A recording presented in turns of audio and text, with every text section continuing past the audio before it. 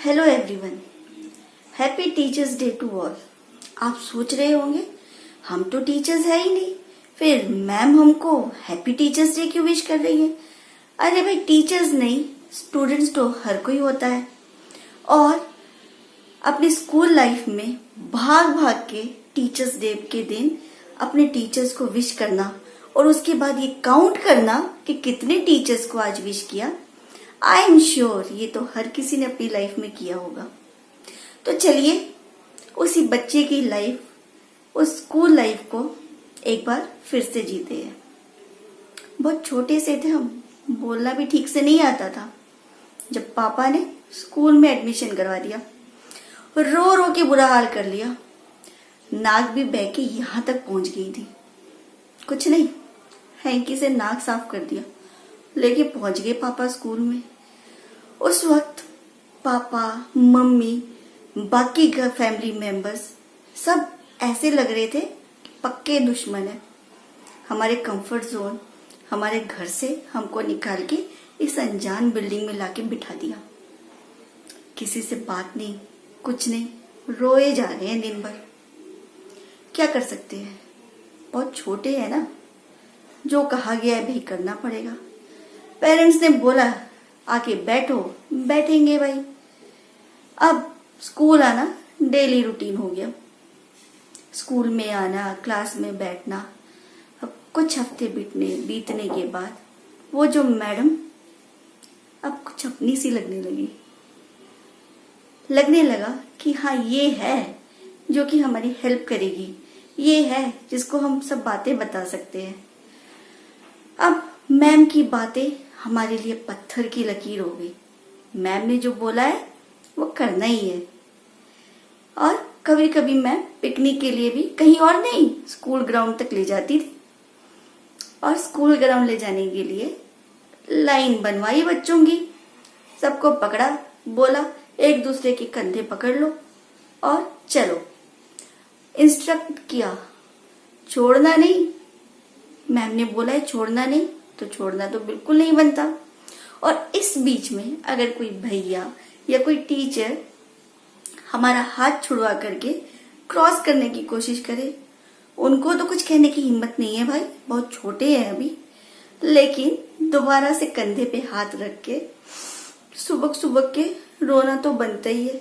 और जब तक ग्राउंड में पहुंच नहीं गए और भूल नहीं गए कि हाँ हमारे साथ कुछ ऐसा भी हुआ था, सुबकते रहे। उस वक्त टीचर की कही हर एक बात हमारे लिए पत्थर की लगी, बहुत इम्पोर्टेंट। क्लास में प्रिंसिपल आ जाए, कोऑर्डिनेटर आ जाए, कोई भी आ जाए, हमें कोई मतलब नहीं। हमारे लिए तो बस हमारी टीचर ही अपनी है।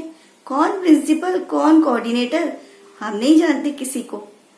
उस वक्त हमारे दिलों में अपनी टीचर के लिए प्यार और रिस्पेक्ट का लेवल इतना था। फिर पहुंच गए 3rd to 5th में, बड़े हो गए थोड़ा सा। अभी भी टीचर ने जो पढ़ाया बस वही ठीक है। मम्मी पापा ने जो पढ़ाया या फैमिली मेंबर्स ने कुछ बोला, उनको कुछ नहीं आता, सब कुछ टीचर को ही आता है। और मान लो गलती से कोई एक स्पेलिंग टीचर ने गलत लिखवा दिया या हमने गलत उतार लिया और पेरेंट्स ने बोला बेटा ये गलत है, ठीक कर लो। नहीं, हमारी टीचर ने बोला यही स्पेलिंग ठीक है, हम तो यही लिखेंगे और यही लर्न करेंगे। फिर बेचारे पेरेंट्स फोन करते मजबूरी में टीचर को, मैम प्लीज उसने ये स्पेलिंग गलत लिख लिया है, थोड़ा आप सही करवा दीजिएगा।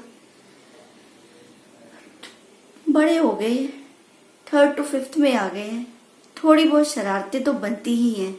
और इस बीच हमारी अपनी शरारत पे अगर हमारी टीचर ने डांट दिया, ये टीचर तो बहुत बुरी है, डांटती है, और अगर फिर टीचर ने आकर के सर पे प्यार से हाथ फेर दिया, नहीं हमारी टीचर तो अच्छी है, मीन्स ओपिनियन चेंज होने लग गए, कभी अच्छे कभी थोड़े से नेगेटिव। और टीचर के लिए रिस्पेक्ट और प्यार का लेवल ये भी यहां से यहां पहुंच गया है। अब हम पहुंच गए 6 to 8 में। बड़े हो गए हैं भाई, स्कूल ने भी डिक्लेयर कर दिया है कि अब आप मिडिल सेक्शंस में आ गए हो, बड़े हो गए हो। पढ़ाई से ज्यादा मन इधर उधर की बातों में भटकने लग जाता है। टीचर्स को प्लानिंग बनने लगती है परेशान करने की कि आज हम टीचर को पढ़ाने नहीं देंगे, तुम उधर से क्वेश्चन पूछना, तुम वहां से क्वेश्चन पूछना, मैं पीछे से क्वेश्चन पूछूंगा और पूरा टाइम क्वेश्चन पूछकर उसके आंसर्स टीचर बेचारी को आंसर देने में निकल जाएगा। और इसी बीच में किसी ने बेंच के नीचे से मुंह छुपा के कुछ अजीब सी आवाज निकाल दी। अब तो बेचारी टीचर का टाइम यही ढूंढने में निकल गया कि किसने आवाज निकाली, कौन है जो कि इस तरह की आवाजें क्लास में निकाल रहा है। टीचर ने क्या पढ़ा रही है, बोर्ड पे क्या लिख रही है, उस पे नजर रखने की बजाय इधर उधर नजर रखना ज्यादा जरूरी समझने लग गए हैं। और टीचर के लिए दिल में प्यार और रिस्पेक्ट का लेवल सरक के थोड़ा और नीचे पहुंच गया है। ज्यादा नीचे हो गया क्या? चलो थोड़ा ऊपर बढ़ा देते हैं। यहां तक पहुंच गया है लेवल। अब आ गए 9th to 10th क्लास में। अपनी ही एक सपनों की दुनिया बन गई है और उस दुनिया में किसी का भी इंटरफेरेंस अलाउड नहीं है। क्लास में बेंचेस पे स्क्रैच करके कुछ लिखना, किसी न किसी प्रॉपर्टी, स्कूल की प्रॉपर्टी को खराब करना, वॉल्स पे अपने जूतों के निशान बनाना और टीचर्स को थोड़ा बहुत, ज्यादा नहीं फिर भी परेशान करना डेली रूटीन बन गया है। इसके बगैर तो अब लाइफ कुछ भी नहीं लगती।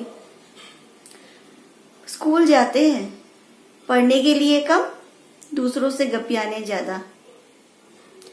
टीचर क्या पढ़ा रही है वो देखने के लिए कम, दूसरों से लड़ने के लिए ज्यादा।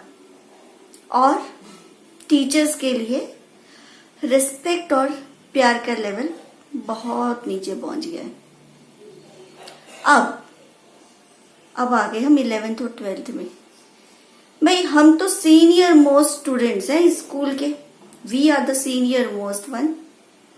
अब हम को कोई कुछ नहीं कह सकता, किसी से नहीं डरते हम। टीचर्स का निक नेम रखना ड्यूटी है हमारी, रखना ही है भाई, ड्यूटी बन गई है।